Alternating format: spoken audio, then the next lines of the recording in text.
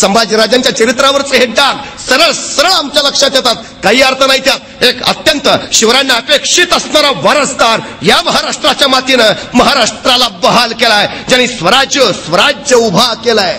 3 April 1680 शिवरायांचं निधन झालं. त्यावेळी संभाजी महाराज नुकतेच पन्हाळ्याला आलेत.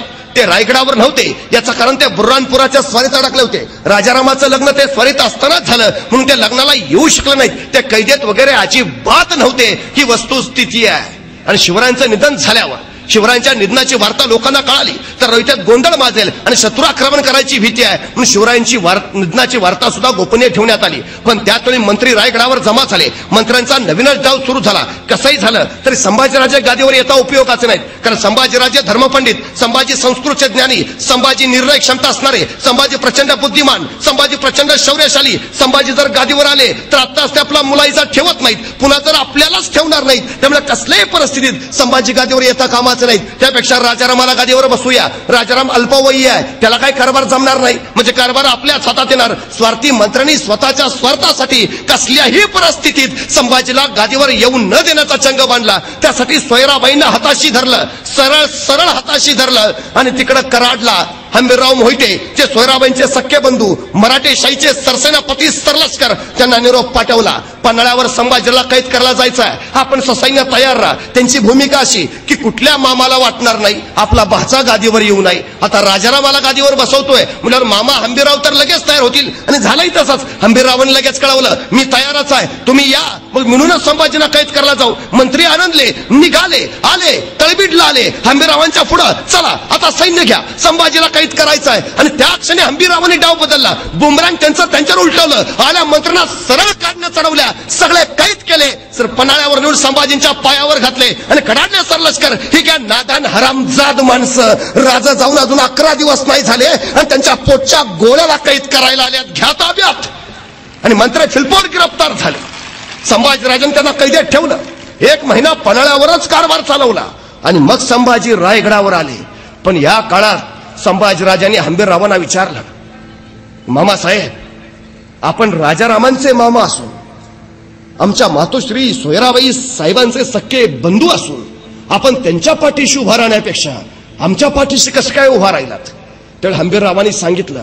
या मंत्र्यांचा डाव लक्षात येताच आणि मंत्री माझ्याकडे येताच सोयराबाईंनी मला कळवलं की कैसे हे करून संभाजीराजांना वाचवणे. सोयराबाईंनी निरोप दिल्यामुळेच मी आपल्याला वाचवू शकतो. दुर्दैवानं सोयराबाईंची भूमिका मराठ्यांच्या इतिहासात कैकई सारखी करून टाकल्यामुळं त्याही व्यक्तित्वावर अन्याय झालाय. ही सगळ्यात मोठी वस्तुस्थिती. त्यांना भिंतीत चिनून बिनून मारलं असल्या काही गोष्टी कल्पोकल्पित रंगवल्यात. अजिबात नाही. सोयराबाईंना कुणीही भिंतीत चिनून मारलं नाही. उलट या घटनेनंतर 1.5 वर्ष पुढे सोयराबाई जिवंत आहेत. ही वस्तुस्थिती आहे. रायगडावर संभाजीराजे आले. शिवरायांचे अंत्यविधी सुद्धा नीट झाले नव्हते. संभाजीराजांनी पहिल्यांदा ते करून घेतले. रायगडावर शिवरायांची समाधी उभारली आणि तब्बल स्वराज्याची घडी नीट बसून तब्बल 9 महिन्यांनी स्वतःला राज्याभिषेक करून घेतला. संभाजीराजे स्वराज्याचे दुसरे छत्रपती झाले. पण त्याच वेळी महाराष्ट्राचं आभाळ काळवंडलं होतं. एके दिवशी संभाजीराजांनी सरलष्करांना विचारलं, मामासाहेब स्वराज्याचा घाट बांधावा म्हणतो पण औरंगजेबाचाही थाट उतरला पाहिजे. जागा शोधा मोक्याची. आणि हंबीररावांनी जागा काढली अगदी मोक्याची. राज एक जागा आहे बुऱ्हाणपुरा. दार उठ मुल्क दख्खन. बुऱ्हाणपुरा म्हणजे औरंगजेबाची दख्खनेतील राजधानी. एखाद्या सुंदरीच्या गलावर तीळ शोभावा असा बुऱ्हाणपुरा शोभतो. ऐश्वर्य, संपत्ती, सामर्थ्य अफाट. आणि त्यातोळी कडडला चावा. मग टाका छापा त्या बुऱ्हाणपुरावर, करा कोळसा पुरा त्याचा. आणि सुटले मराठे. बुऱ्हाणपुराचे 17चे 17 पुरे धुतले. काही ठेवलं नाही. अरे बुऱ्हाणपुरा म्हणजे औरंगजेबाचं हळवं काळीच पान. पर चेंदा मेंदा करून टाकला मराठ्यांनी. पहिला तडाखा सोसतो ना सोसतो तो संभाजीराजांनी दुसरा तडाखा दिला औरंगाबाद. औरंगजेबाच्या नावाने बसवलेला औरंगाबाद. संभाजीराजांनी त्यालाच हात घातला. इतकं लुटलं, इतकं धुतलं की औरंगजेबाच्या नावाशिवाय तिथं काही ठेवलंच नाही. एखाद्या बागेचं सौंदर्य डोळ्यात साठवावं म्हणून डोळे मिठावे आणि पुन्हा उघडून बघावं तर पुढं स्मशान दिसावं अशी अवस्था औरंगाबादची केली होती. औरंगजेब चरफडला भयान वैतागला. पण त्याच वेळी त्याला तिसरा तडाखा बसला. दस्तुरखुद औरंगजेबाचा मुलगा त्याचा शहजादा अकबर औरंगजेबाच्या विरोधात उठला आणि सरळ आला महाराष्ट्रात. कारण त्याला माहिती आहे या पुऱ्या हिंदुस्थानात औरंगजेबाशी झुंज घेईल असा एकच मर्द सर्जाय, संभाजी. तो आला सरळ संभाजीकडच. औरंगजेबाला दुसरं कुणी नमू नाही शकत, औरंगजेबाला दुसरं कुणी झुकू नाही शकत, औरंगजेबाला दुसरं कुणी मातीत गाडू नाही शकत. एकच संभाजी. आणि संभाजी राजाने याच अकबरला हाताशी धरलं आणि आपल्या राजकारणाच्या पटावरच्या चाली खेळायला सुरुवात केली. पण लागोपाठ 3 तडाखे बसलेला औरंगजेब चौथाळून उठला. आग्या मोहळ उठावं असं औरंगजेब पिसाळला आणि उचलली पावलं त्यांनी खासे दख्खनवर. औरंगजेबाचं साम्राज्य म्हणजे आशिया खंडातलं सगळ्यात मोठं साम्राज्य आणि संभाजींचं स्वराज्य म्हणजे आशिया खंडातलं सगळ्यात छोटं साम्राज्य. मनभर सैन्य कणभर मराठ्यांना चिरडायला निघालं. औरंगजेबाच्या नुसत्या सरदारांची संख्या 14,500 होती. कैक नातलग शहजादे, अफाट सेनापती, 4 लाखाचं सैन्य, 14 कोटीचा खजिना, 40,000 हत्ती, 70,000 घोडी, 35,000 उंट. अरे औरंगजेबाची छावणी पडली तर 3 मैलाचा परिसर व्यापून जायचा. 3 मैलाचा एवढा अफाट सैन्य आला चालून महाराष्ट्रावर. आणि सह्याद्रीच्या कड्यावरनं कडाडला छावा. येऊ द्या त्या औरंगजेबाला. अखेर त्याला त्याच्या मरणाची जागा कळली तर आता बघेल या छाव्याचा गनिमिकावा. आणि बघता बघता संभाजी सज्ज झाला. वयवर्ष अवघ 23. महाराष्ट्राचा आभाळ काळवंडून गेला. औरंगजेबाने एका बाजूपाठ मोहिमा लढल्या. सरबुलंद खान, आले खान, फतेह खान, शहजादा आजम, बेदार बख्त मुअज्जम, शहाबुद्दीन खान, बहादूर खान, एक नामचीन सेनापती अफाट ताकदीनं महाराष्ट्राला कैचीत पकडायला चोहोबाजूनी आत घुसवले आणि मराठे सज्ज झाले. संभाजीराजाच्या नेतृत्वाखाली त्यांनी मोगलांची लंगडे तोड चालू केली. मराठे सुसाळ सुटले. जिथं भेटेल तिथं मोगलांना कापत राहिले. जिथं जाईल तिथं अरे सरबुलंद खान मार खाऊन परतला. फतेह खान तोंड काळं करून गेला. तो बहादूर खान नुसता पळून दमला. शहाबुद्दीन खानाला तर काही सुचेना. औरंगजेबानं चोहोबाजूनी फक्त शिकस्तीच्या बातम्या ऐकत राहिला. हार पराभव. अरे 23 वर्षाचा चावा संभाजी मोगलांना पार 16 के पळा सोडला. तू महाराष्ट्रात येतो ना. संभाजीराजांनी विलक्षण युद्धनीती केली. मराठ्यांच्या फौजा सर्व मोगलांच्या प्रांतात घुसवल्या. इतका फाटलं की औरंगजेबाला काय कळेना. मराठी तिथं आले म्हणून सैन्य पाठवावं तर मराठे पुढं, मराठी तिथं गेले म्हणून सैन्य पाठवावं, मराठे त्याच्या पुढं. अरे कुठं शिवावं. सगळीकडेच फाटत निघालंय. इथं शिवावं तर तिथं मराठे फाडतायत, तिथं शिवावं तर मराठे तिकडं फाडत निघालायत. कुठं ठिगळं लावावी. वैतागून संतापून गेला औरंगजेब. आपल्या सरदारांवर बरसत राहिला. क्या करते हो बंदोबस्त, खिल्लते पहन के खाली मार खाते हो. इतनी फौज भी दीमत ने कहा गई, खा गया वो दक्कन का चूहा. तसा कुणी सरदार म्हणाला, हुजूर वो संभा शैतान है. अरे फिर हम कहा शैतान से कम है. फिर भी क्यों शिकस्त, फिर भी क्यों हार. औरंगजेबानं मोठ्या थाटात मराठ्यांविरोधाची मोहीम उघडली. पण संभाजीराजांनी त्याची पुरती वाट लावली.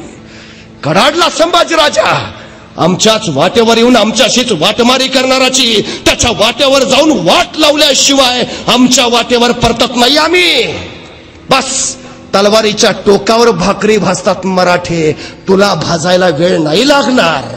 आणि बघता मराठे भाजत सुटले. त्या धगीन औरंगजेब हैराण झाला. अरे काय करावं. आणि कुणीतरी औरंगजेबाला सल्ला दिला, हुजूर मरहट्टों की जान है उनके गड़किलों में, पहले गड़किले ले लेते हैं. मरहट्टे खुद ब खुद आएंगे, घुटने टेकते हमारे सामने. बहुत को ये बात सच है. आणि त्याने विचारलं, ऐसा कौन सा किला है जो जल्द से जल्द लिया जा सकता है. तरसला होता विजयासाठी औरंगजेब, तरसला होता. विचारतोय ऐसा कौन सा किला है जो जल्द से जल्द लिया जा सकता है. नाही पहिल्याच घासाला खडा लागायला नको. मुहूर्ताचा नारळ पटकन फुटू द्या. असा काहीतरी किल्ला काढा. आणि मग एकाने सांगितलं, हुजूर एक किल्ला आहे नाशिक जिल्ह्यातला, दिंडोरी पासून अवघ्या 10 मैलावर असणारा. प्रभू श्रीराम तिथं विश्रांतीसाठी जायचे, त्यांची सेज तिथं आहे, म्हणून त्या किल्ल्याचं नाव पडलं रामसेज. हुजूर छोटासा किल्ला आहे आणि मराठे अवघे 600 हुजूर, तोफखाना कुछ नहीं हुजूर, बजमियत कुछ नहीं हुजूर. कौन जाएगा? आणि उभारला शहाबुद्दीन खान, हुजूर हम जाएंगे. कितने दिनों में ले लोगे किला? कितने दिन? हुजूर 1 दिन काफी है. आज गया कल किला लेके आया, बस बात खत्म. औरंगजेब को चला बहुत को 10,000ची फौज ली. जाओ जाओ हमें रामसेज चाहिए. आणि विजयाची खबर ऐकायला औरंगजेब आतुरला. निघाला शहाबुद्दीन खान, वेडा टाकला रामसेजला. अरे अफाट सेना सागर, मराठ्यांचे अवघे 600 मावळेवर न बघतायत. अरे प्रचंड सैन्य, तोफा, बारूद, बचमियत, अफाट. आणि बघता बघता शहाबुद्दीननं वेडा लावला, मोर्चे लावले आणि आदेश दिला, येलगार. आणि निघाली मोगली फौज. निघाली रामसेजवर. वेसोलांडून पुढा फार निम्म्यापर्यंत पोहोचली. आमच्या मराठ्यांची हालचाल ना प्रतिकार. शहाबुद्दीन खानाला वाटलं बहुतेक न लढताच किल्ला देता येतो वाटतं. मोठा उत्साह आला, चलो आगे ले लो किल्ला, चलो सैन्य पुढा पर निम्म्याच्या पुढे आलं तसं आमच्या मराठे सावध झाले. किल्लेदाराची इशारात घुमली, मराठी उभे राहिले, हातातल्या कोपण्या थररल्या, दगडं भरली, सुटली दगडं, दरा थार दगडं आग लागली. पत्रांची भावचार नुसती. त्या दगडाच्या माराने घाया झाला फतेकांचे शहाबुद्दीनचं सैन्य. पाठीला पायलवान पळत सुटलं. त्या शहाबुद्दीनच्या मस्तकावर दगड बसलेला. ती जखम दाबीत शहाबुद्दीन म्हणाला, कैसे है ये मरहट्टे, पत्थरों से खेलते हैं. एका दिवसात किल्ला घेतो म्हणलेला फतेह खान, तो शहाबुद्दीन खान रात्री खलबत खाण्यात जखमा शेकत बसला होता. क्या किया जाए अब? त्याचा सरदार होता मोठा. त्यांनी युक्ती काढली, हुजूर ऐसा करते हैं, बोलो. नाही, काल आपण चालत गेलो, मग दगड डोक्यावर बसली, मग उद्या चालत नको जायला, मग सरपटत जाऊ. म्हणजे दगड आली तरी वर्ण जातीला आपल्याला लागणार नाही. मोठी नामी कल्पना फतेह खानला पटली. हाय सही करेंगे. दुसऱ्या दिवशी चढाई सुरू झाली. उरला सैन्य निघाला सरपटत सर करत पुढं वेस ओलांडून पुढं फार निम्म्यापर्यंत. कुणी डोकं वर करायला तयार नाही. चुकून डोकं वर करायचं, डोक्यात दगड बसायचा, डोक्याला ताप नको, बघ खालीन चल पुढं. सर करत निघालाय सैन्य. शहाबुद्दीन कडाडतोय, चलो आगे ले लो किला, चलो. पुढं टप्प्यात आला सैन्य. आता जवळजवळ किल्ल्यावर पोहोचणारच. शहाबुद्दीन आनंदला, लिया चलो आगे. आणि सरपटणारा सैन्य टप्प्यात आलं तसे मराठे सावध झाले. रात्रभर जागून तटबंदीवर मोठमोठ्या दगडी शिळा गोळा करून ठेवलेल्या. हे सैन्य जवळ आलं तशा दगडी शिळा दिल्या नुसत्या ढकलून. गडगडा करत शिळा सुटल्या खाली. सरपटणाऱ्या प्राण्यांना कायमचं सरपटणारा करून मग तळा जाऊन थांबल्या. शहाबुद्दीनला काही कळे ना, क्या क्या जाय. मग त्यांनी स्वतःच्या तोफखाना प्रमुखाला बोलावलं. कल तोफे लागला, दाखव तोफे किले पर. बस तोफों से कितने पल में आएगा किला हाथ में. तोफखान्याचा प्रमुख म्हणाला, हुजूर 2 घंटे की बात है खाली, बस 2 तासात किल्ला तुमच्या पायावर ठेवतो. आणि बघता त्यांनी तोफा लावल्या. रात्र झाली. आता सकाळी युद्धाला सुरुवात होईल. सगळे मोगल निवांत झोपले. उद्या सकाळी उठायचं आणि तोफखाना लावायचा. बस तोफा चालू झाला की किल्ला ताब्यात. पण त्याच रात्री सगळे निद्राधीन असताना 1:30-2च्या सुमारास मराठे काही किल्ल्यावरनं खाली आले. सरळ शहाबुद्दीनच्या छावणीत घुसले. सरा कापाकापी केली. सगळा हल्ला कल्लोळ माजाला. मोगल जागा व्हायच्या आत मराठे परत गायब. छापा मराठों का छापा. नींद उडाली मोगलांची. शहाबुद्दीन सरफडत राहिला. सकाळ झाली. तोफखाना प्रमुखाला तोफा लावायला सांगितलं. तोफा लागल्या. दारू ठासली. आता फक्त पेटवायचं वातान. आणि तोफखाना प्रमुख पुढे गेला. तोफेला पत्ती लावणार त्याचवेळी वर्ण धाड करत तोफेचा गोळा आला. शेजारी धडामधम. तसा तोफखाना प्रमुखाला, पीछे लो तोफे, पीछे लो. मोगलांचा तोफ मारा सुरू व्हायच्या आधी मराठ्यांचा तोफ मारा. त्या तोफखाना प्रमुखानं सगळ्या तोफा मागं घ्यायला लावल्या. तिथनं वर्ण गोळे सोडायला लागला. पण तोफा मागं घेतल्यानं गोळे काय किल्ल्यावर जाईनात. आता मागं आलोय म्हणून गोळे जाईनात, म्हणून पुढं यावं. तर पुढं आलो की मराठ्यांचे गोळे अंगावर बरसतायत. करायचं काय? शहाबुद्दीन खानाने विचारलं, क्या हुआ? काय होत नाही हुजूर. तोफा पुढे नेल्या तर त्यांचे गोळे अंगावर, तोफा मागं नेल्या तर आपले गोळे पोचेनात. अरे पण तुम्ही तर म्हणलेला मराठ्यांकडे तोफा नाहीत, तोफा नाहीत म्हणलेला मराठ्यांकडे ना. हुजूर, मराठ्यांकडे तोफा नाहीत पण डोकं तर आहे. म्हणजे हुजूर, मराठ्यांनी लाकडाच्या तोफा तयार केल्या, त्याला जनावराचं कातडं लावलंय आतनं. ठीक आहे, तोफ एक आहे, साधी नाही तोफ हुजूर. आपल्या 10 तोफा नाही, एक तोफ भारी आहे त्यांची. अरे ठीक आहे, तोफा तयार केल्या पण गोळे, तोफ गोळे कुठून आणले त्यांनी? हुजूर, मग मराठी रात्री कशाला आलते?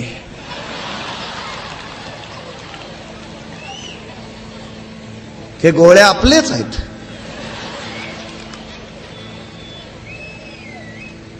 शहाबुद्दीन खानाला काय कळेना, काय काय काय काय करायचं.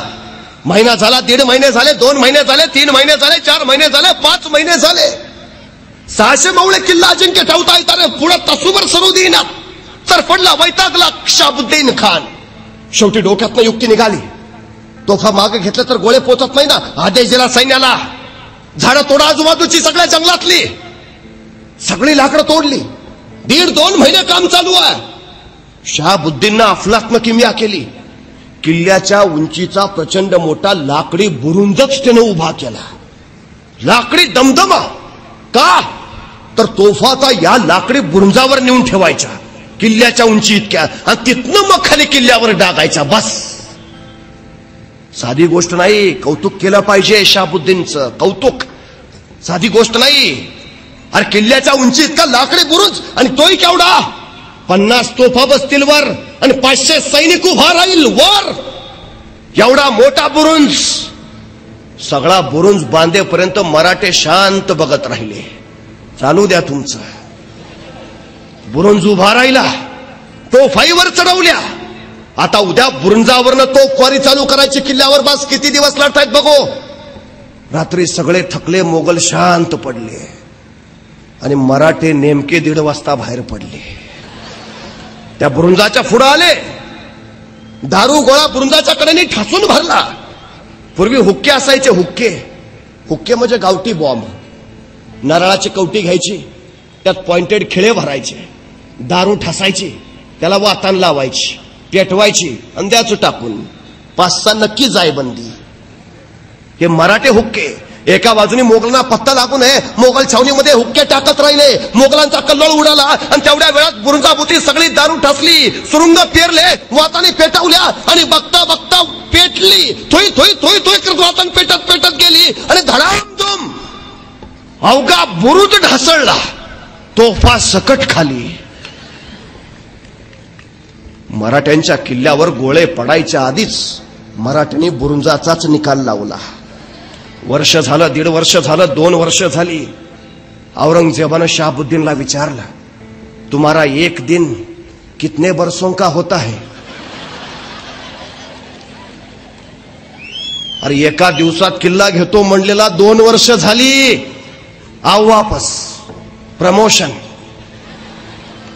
शहाबुद्दीनला माघारी बोलवलं, पाठवलं. फतेह खान, फतेह खान तुम्हारे नाम में ही फतेह है, हमें फतेह चाहिए. 20,000ची फौज घेऊन आला. त्या रामसेजला चिकटला. अरे गोचडी सारखा चिकटला. झुंजत राहिला, लढत राहिला, पण मराठे टकरा घेत राहिले. अरे टाप नाही मराठ्यांशी झुंजायचं, अजिबात नाही. तसूवर पुढे सरकू देईनात. फतेह खान वैतागला, संतापला. काही करता येईना. अरे 600 मराठ्यांनी सळो की पळो करून सोडलं.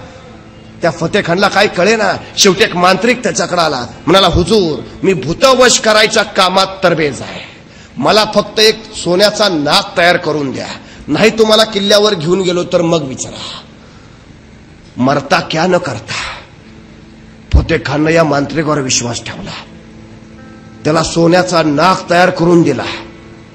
नाक तयार झाला. मांत्रिकानं नाक छातीजवळ धरला आणि म्हटला, मी पुढे चालतो, तुम्ही मागणं या, बघा माझी जादू. मांत्रिक पुढे निघाला. सैन्य माग. फतेह खानला वाटला आता मराठे काय नाही करू शकत, मांत्रिकाची जादू आहे. तो वेस ओलांडून पुढे आला. मराठे नुसते बघतात. 1 नाही 2 नाही, येऊ द्या त्याला. निम्म्यापर्यंत आला. निम्म्यापर्यंत जसा आला तशी मांत्रिकाची छाती फुगली. म्हणलं लग नाही घेऊन जातो वर. आलोक नाहीत पोर. चला पुढं पुढं पुढं पुढं. टप्प्यात आला तसा वरना गोपनीचा एक धोंडा असा गुंग गुंग गुंग गुंग करत आला त्या मांत्रिकाच्या छतडावर. डोळं पांढरं करून तिथंच पडला. नाग एकीकडं, मांत्रिक तिसरीकडं, फतेखान पळत माग. अरे जिथं माणसं काय करू शकली नाही तिथं भूत काय करणार. मराठ्यांनी फतेखानच्या भूतांचाही निकाल लावला. 3 वर्ष झाली, 3.5 वर्ष झाली, 4 वर्ष झाली. औरंगजेबानं फतेखानला सांगितलं तुम सिर्फ नाम के ही फतेह खान हो, आओ वापस. आप कौन जाएगा? आणि उभा राहिला कासम का, हम जाएंगे. पुन्हा झुंज चालू, पुन्हा लढाई चालू. 4 वर्ष, 5 वर्ष, 6 वर्ष झाली. रामसेज अजिंक्यच राहिला. अरे माझे शिवराय म्हणायचे माझा एक किल्ला माझ्या मावळ्यांनी 1 वर्ष लढवला तर माझे सगळे किल्ले घ्यायला औरंगजेबाला 350 वर्ष लागतील. संभाजीराजांनी रामसेज नावाचा एकच किल्ला 6 वर्ष लढवला. 6 गुणिले 350. औरंगजेबाला सगळे किल्ले घ्यायला किती वर्ष लागतील? अरे टाप नाही टाप. वैतागला संतापला औरंगजेब.